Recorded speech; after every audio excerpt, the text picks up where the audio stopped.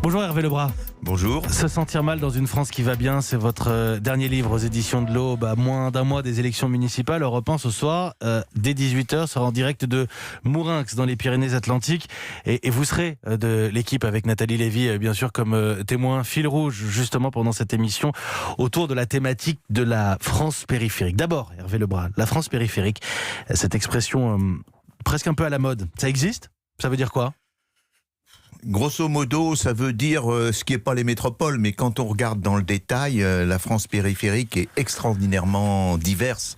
Vous avez une partie de la France périphérique qui se porte bien, même très bien, mieux que les grandes villes, puis une autre partie qui se porte mal, où tous les indicateurs, taux de chômage des jeunes, taux de pauvreté, proportion de familles monoparentales, proportion de jeunes sans diplôme sont élevés. Voilà, quelques indicateurs de cette France qui se sent mal. On ne peut pas dire que France périphérique soit un synonyme de campagne, de France rurale. Non, absolument pas. Il y a une sorte de dégradé. On passe des métropoles à des villes moyennes, à des petites villes, et puis à du rural. Et la situation est très différente. Mais surtout, le mot périphérique masque une très grande diversité des régions françaises. Vous avez vraiment des régions où l'économie se porte bien, où les gens ont le moral, et puis des régions qui sont un peu à volo, à l'abandon. Donc il faut être les très dynamiques attentif. ne C'est sont pas du les tout mêmes. la même chose si vous comparez par exemple la Somme, le département de la Somme ou de l'Aisne, et puis le département de la Vendée. Vous avez deux extrêmes. Des dynamiques très différentes. Alors, la question du déclassement. D'abord, qu'est-ce que c'est que le déclassement ? Ça n'est pas qu'un sentiment.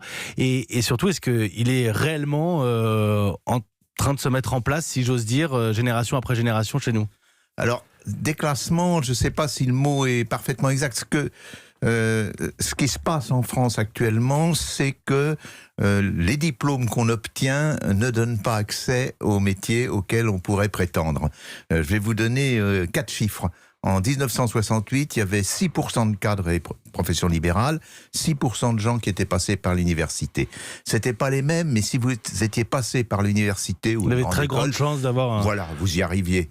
Là, maintenant, les mêmes chiffres, c'est 16% de cadres et professions libérales. Donc, les choses se sont améliorées. Là, on a monté globalement dans la société, mais vous en avez 36% de la population active qui est passée par l'université. Et cette fois, 36% ne rentrent pas dans les 16%.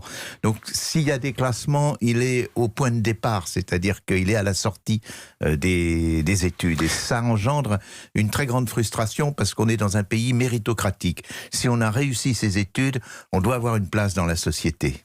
Et c'est pas forcément le cas aujourd'hui. Étant donné, vous voyez le contraste entre les chiffres. Mais parce que dans le déclassement, j'entendais aussi la crainte, et là je m'adresse peut-être aux parents qui nous écoutent, qui se disent que leurs enfants auront un niveau de vie moindre que ce qu'eux ont connu pendant leur carrière. Non, ça c'est toujours l'illusion d'un passé heureux. Le niveau de vie a beaucoup augmenté par rapport à la jeunesse quand les parents étaient jeunes.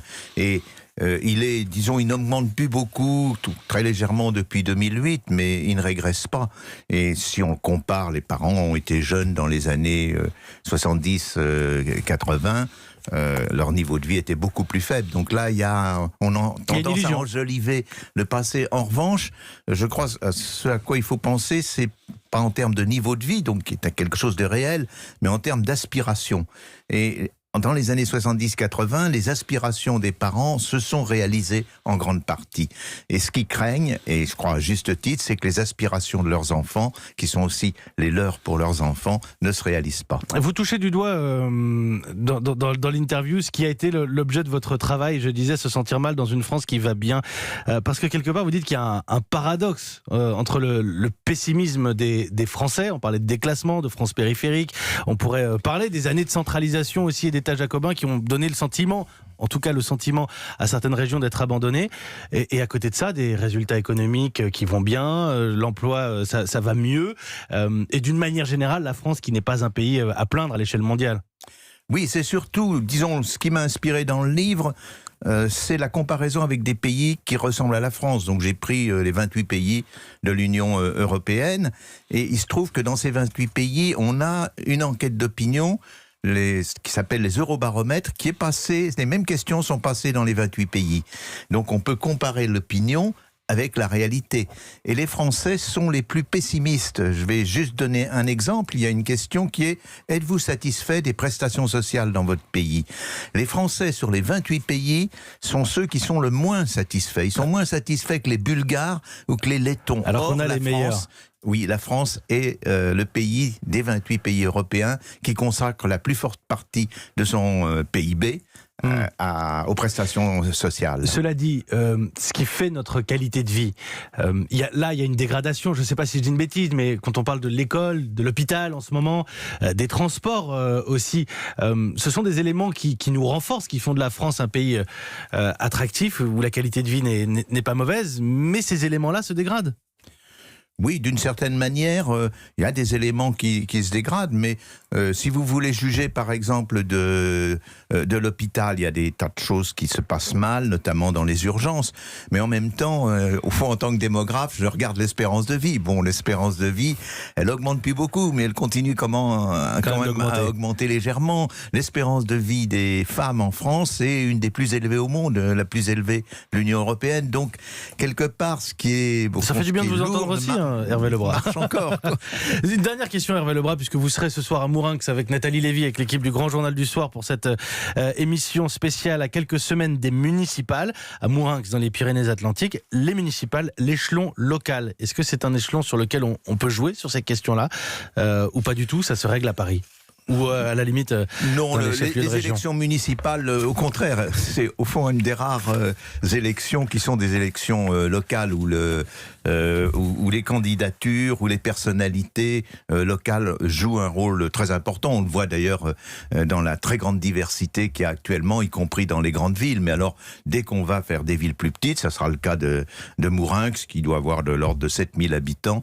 Là, on est dans la politique locale, avec d'ailleurs quelquefois son côté cocasse ou ses oppositions inattendues. Par exemple, à Mourinx, d'après ce que je sais, il y a un conflit entre deux socialistes qui, l'un a été maire il y a 6 ans, l'autre est maire actuellement, et ils se disputent.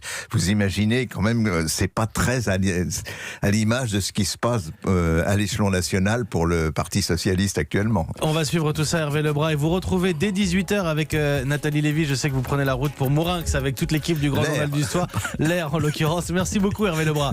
Merci d'avoir répondu à nos questions si tôt ce matin. Il est 6h48.